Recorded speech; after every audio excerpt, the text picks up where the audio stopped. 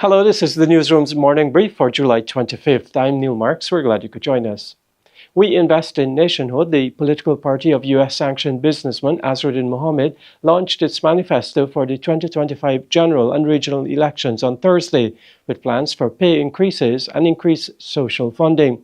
But as he hosted his first press conference, Azruddin was grilled on the overhanging issue, his sanctions from the United States Department of the Treasury, and what that means for Guyana should he become part of the governance system, either in government or opposition.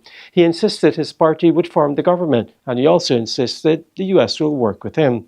The Office of Foreign Assets Control, OFAC, of the U.S. Department of the Treasury on June 11, 2024, announced the imposition of sanctions against the Mohammed family, specifically targeting Nazar Mohammed, his son Azruddin Mohammed, and their businesses, namely Mohammed's Enterprise, Hades World, and Team Mohammed's Racing. These sanctions were connected to gold smuggling and corruption. Because of these sanctions from the U.S. body, the business licenses the Mohammeds had were rescinded and their bank accounts were closed. He has claimed these actions against him were persecution from the government and largely started his campaign along those lines. In May, Azruddin announced his intention to run for president, and his Win party is one of the 6 parties approved to contest the 2025 general and regional elections.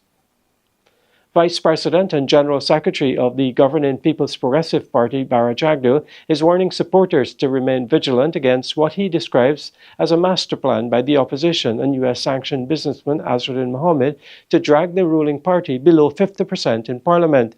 Jagdeo made the comments on Thursday as he highlighted accusations of quiet backdoor deals between APNU, AFC, and Mohammed, who was sanctioned by the United States last year to weaken the PPP at any cost. He pointed to statements by AFC executive David Patterson, who, when asked at his party's recent press conference about possible deals, confirmed that discussions are always ongoing and will continue until the final decision is made. Jagdeo described that as clear proof of plans to forge alliances, no matter how unsavory the partners. Jagdeo warned that if the PPP is forced into a minority, Guyana risks slipping back into gridlock and political stalemate. The Vice President maintained that the PPP will remain focused on delivering for the people and is training over 3,000 polling agents to guard against any attempt to manipulate the next election.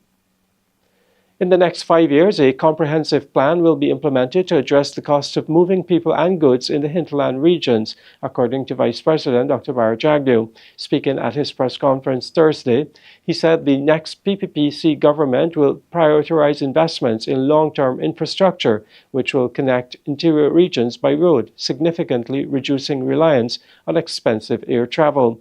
In regions where chartered aircraft remain the only option, like in the Upper Macedonia of Region 7, Dr. Jagdeo said some operators inflate prices by selling cargo space after chartering a flight. To address this, the government is preparing to expand the Army's commercial wing by purchasing additional aircraft to service interior routes at more affordable rates.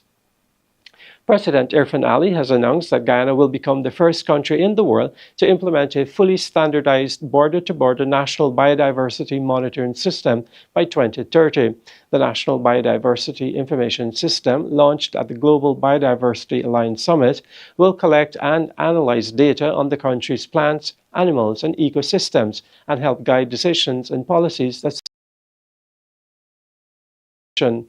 President Ali stated that the initiative shows Guyana's commitment to protecting the environment and will create a new global standard for biodiversity accountability at the national level.